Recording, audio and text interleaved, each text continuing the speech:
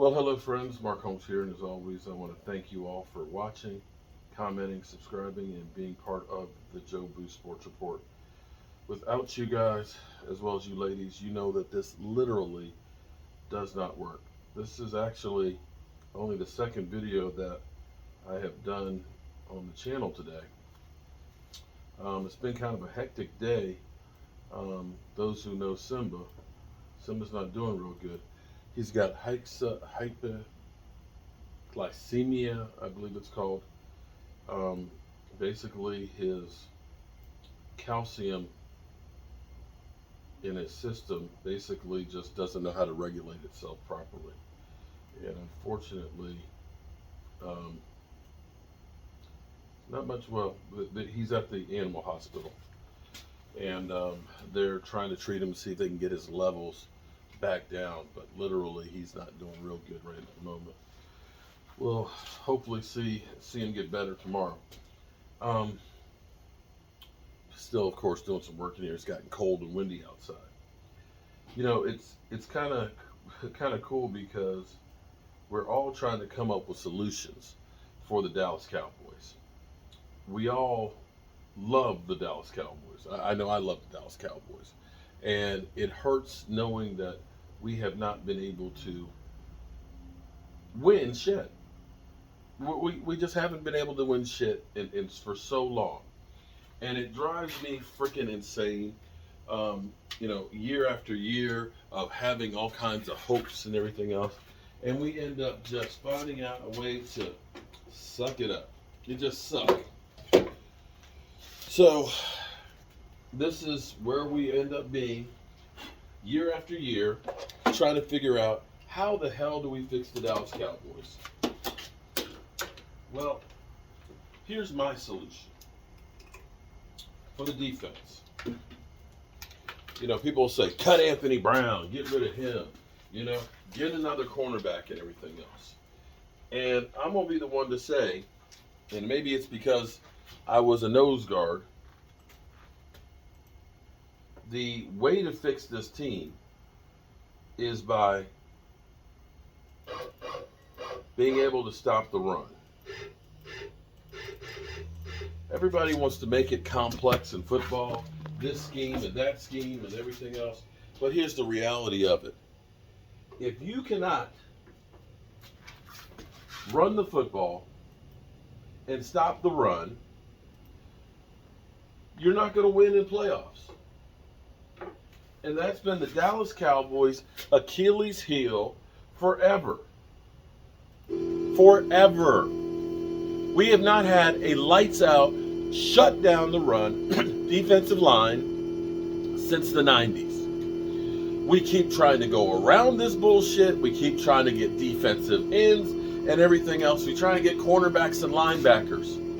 And we still continue to do the same damn thing, which is ignore the freaking obvious.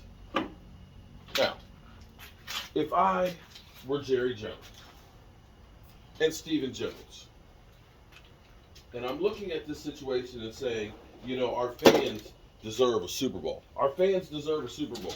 We owe it to them. And we know that Stephen Jones is a penny pitcher, right?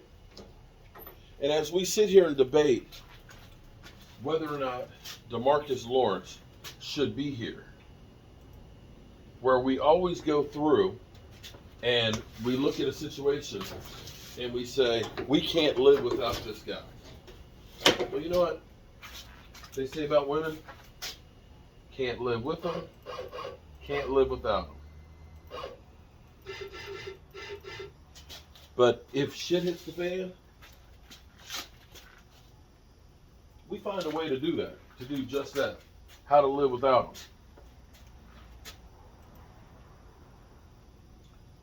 them. All right. If it's me, knowing the Dallas Cowboys mentality, okay, who have already put Demarcus Lawrence on blast. If you make Demarcus Lawrence a cap cut now, I think you save $10 or $12 million. If you make him a June 1st cut, it's $19 million. And here's how I would weigh this. If I'm Jerry Jones and Stephen Jones, I look and I say Demarcus Lawrence, 3 sacks last year, 6.5 sacks the year before, 5 sacks the year before that, $27 million cap hit for next year. Micah Parsons on a rookie deal. Dude had 13 sacks, more quarterback hits than you could imagine, and played like an absolute beast for only a couple million because he's on his rookie deal. I have to look at this and say the best guy I have to rush the quarterback is Micah Parsons because of his speed. Grain feed him a little bit this summer. Put on an extra 10 pounds out there. Keep that speed and let that boy go eat on the edge. But here's the thing. Because here's the thing. This is the problem that we always have. We've had Demarcus Ware being, that 20 sack guy and everything else, right? But the problem is we've had the soft underbelly. And here's what I would do. I'm telling you, it's not fucking rocket science, even though we try and make it like it is. If I'm getting rid of Demarcus Lawrence and I'm getting $19 million, okay? We're not the only team that has a little cap issues. Say the New Orleans Saints. New Orleans has some cap issues. They're $75 million over. And New Orleans has a new coach and probably are looking to say, we need to start over. We need to reset the clock. And they have veteran players on that defense that are really, really good. Okay? I'm going to play a hypothetical here because I actually said go get this guy, I believe 4 years ago. And that is Demario Davis. Hypothetical. His contract is like $11 million, a year. Let's say you ended up calling New Orleans and New Orleans said, hey, you guys have some cap issues. How about we give you a mid-round draft pick for Demario Davis?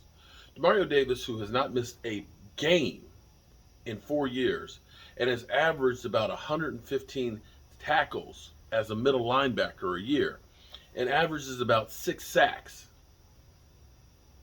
Let's say you go out and get him, and because New Orleans is to be trading him, they'd have to eat part of his contract. So let's say it costs you $7 million for him and say a 4th or 3rd round draft pick. You now have a middle linebacker. You got Jarrell Cox, you got Keanu O'Neal, you got Luke Gifford, and you've got, of course, Demario Davis, who is a leader on a defense. I can tell you right now, emotionally, he is the leader of that. Okay, so now we still have about $12 million left. If we are to believe that this draft is full of what they say they say that there should be 17 edge rushers that are good in the top 100. That's the most of any position. I think offensive tackles, they say, should be about 10 in the first 3 rounds. If that is the case, you could say, you know what? I'm going to let Randy Gregory go, hit the free agent market, and I'm going to draft a guy to go on the other side. Okay. I mean, you can do that. And then that way you're not spending a whole bunch of money on Randy Gregory. Or you re-sign Randy Gregory and you do it with some voidable years and definite speculation in that. Okay? You do that, you got the defensive end. You got Micah Parsons on the other side. Now, here's the thing.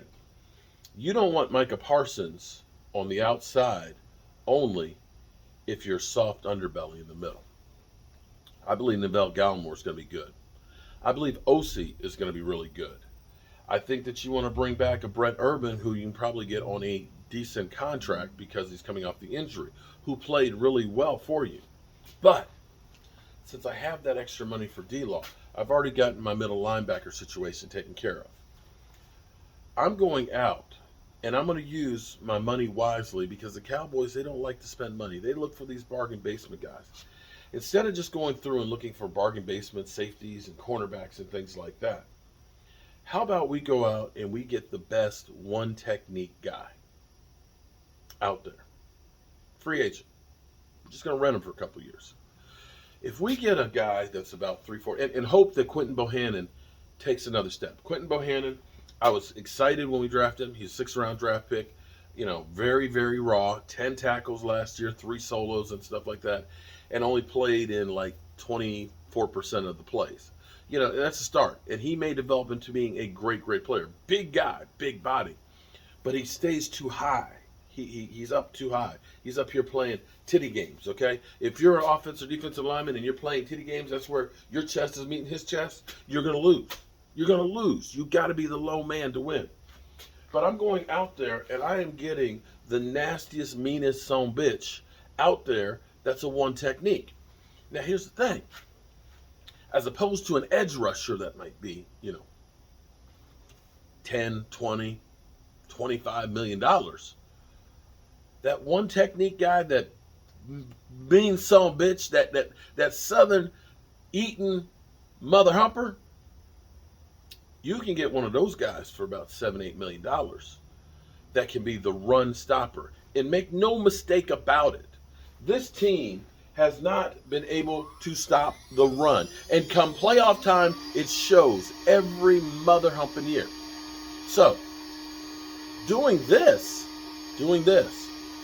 again, you can change these contracts around a little bit here, and you can, backload them and all that. I do this. I can have money to sign Randy Gregory off of D-Law, get me a Demario Davis, and I'm not sure Demario would play for the Cowboys. I'm not sure if he would. I'm not sure the Cowboys would go get him. But you understand what I'm saying. Go out there, get yourself a proven middle linebacker. You have to make a little trade, a third-round pick. Hell, we may get a fourth-round pick extra because of Andy Dalton. So that's like money in the bank. But do that kind of move and say, okay, can I take this one guy and turn it into 3 guys that are going to make a difference? Because that's the way you've got to look at this thing. And if I can plug the middle with a mean, nasty son of a bitch, and I can get a leader at a linebacking position and take Micah Parsons, because here's the thing, and I know this video's getting kind of long, but I ain't talked to you all day. If I can have me a big, athletic defensive line, I've got Neville Gallimore, who's big and can push at the 3 technique. I get whoever, the best defensive tackle, nose tackle out there, okay, who can just clog up the middle and take those double teams. I get OC out there. I get Brent Urban out there, or I get Carlos Watkins out there. And if I draft another young stud that's an edge rusher, or sign Randy Gregory and have a really good middle linebacker, guys, you're okay with Anthony Brown. You're okay with Diggs. You're okay with Jaron Kearse. That defense right there would be a top 5. And you might still have some change left over. So, I'm going to get Carvin here, and I'm going to show you guys a couple of things here while this thing gets started. I'm trying to do a sample piece here for somebody. I got to turn on the dust collector. But I'm getting some people that really want some really cool stuff. And check this out. Look at this. Don't you love the logo on there? Look at this. Boom. The star. Look at AT&T. In Puerto Rico. Yeah. I got some mother humping skills up in the house here. This one right here is hope. Let me show you another one. My wife ain't seen this one. Bam. Oh, yeah. My hair was shorter. Peace.